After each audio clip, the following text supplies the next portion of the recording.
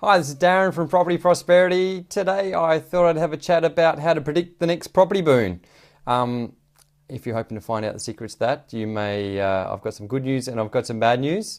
The bad news is you can't, pretty much. It's at the end of the day, it's all just a guess, and no one has any idea when the next property boom is going to be. But the good news is it doesn't really matter, and the reason it doesn't really matter is because if you understand how to invest in property, then it doesn't make any difference whatsoever when the next property boom is, because you can make money regardless of what happens in the market. So the first thing you need to understand if you're going to invest in property is you've got to understand your strategy behind investing in property. So you've got to decide, am I investing in the short term or am I investing in the long term? So that's going to make a difference to your mindset, I suppose, on how you're going to go about investing in property. So if you're investing in the short term, what you're doing is you're creating value in your property, and it's totally irrelevant on what the market's doing. So if you're creating value from nothing, then there's a few ways you can go about it. Firstly, you can renovate a property, so that creates some extra value. So perception of the market is it's more valuable than it was before, and obviously if you spend less money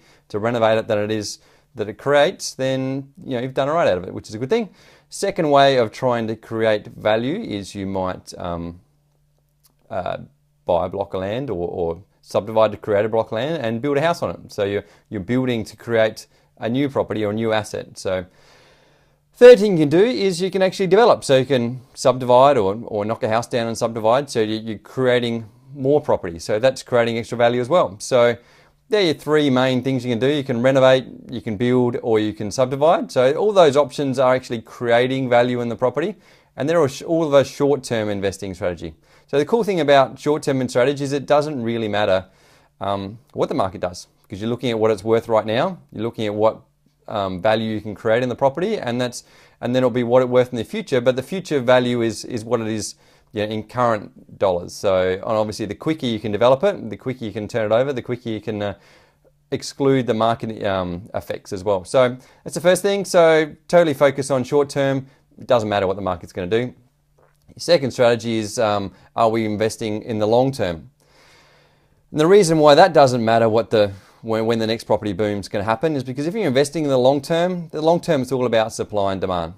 So if there's lots of demand and not much supply, then the market's going to go up. And if there's lots of supply and not much demand, then the market's probably going to go down, or it's at least not going to grow as much as it otherwise would. And so what that means is you're not reliant on what people's perceptions are or when they think it's going to boom or when it's not going to boom. And at the end of the day, a property boom is something I suppose people consider it's based on emotions and people's decision as the market's booming because everyone wants to get into the market, or it crashes because everyone wants to get out of the market. If you're thinking long term, it's pretty much all based on supply and demand. So if there's lots of supply, not much demand, then it's probably going to go down. Lots of demand, lots of not much supply, is probably going to go up. So the cool thing about that is, it doesn't matter. At the end of the day, whether the market's there's going to be a boom, there's not going to be a boom, it doesn't matter. So you either have a strategy, I'm investing in the short term, and I'm going to create value, which we don't care about what people's perceptions of the market's going to do, or investing in the long term, we don't care about people's perceptions either, because we're just going to look where there's lots of demand, not much supply. And over time, at some point in time, the market's going to reflect that demand and the prices are going to go up. So that all made sense to you guys, hopefully it makes sense to you. It makes sense to me anyway. So, and if it does make sense, I'd, click a like. And if it doesn't make sense, then I don't know, click a like too. That's all good. And if you think someone else might value that logic, then you might want to click share and share it out to your friends. And if you've got any questions or if you're not really sure about stuff, then feel free to put a little comment in there. I'm happy to. Hi, Rabi Hussain. Thanks for joining me. And and thanks for the like. And so if hopefully that logic makes sense, and hopefully that makes people's fear about investing property. People get a bit worried about trying to predict when things are going to happen and when the market's going to go up, and they spend all this time trying to. At the end of the day, it's a guess, really. If you're relying on trying to predict what something's going to happen, then you might as well just go to the casino and bet on black or bet on black or bet on red at the end of the day. So.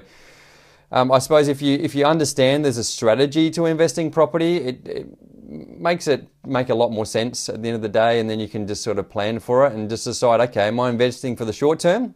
which means I'm going to focus on creating value, or I'm investing for long term, and it's all about supply and demand. There's no reason why you can't do both. You know, you can invest for the short term, create a bit of value, and then hang on to the property.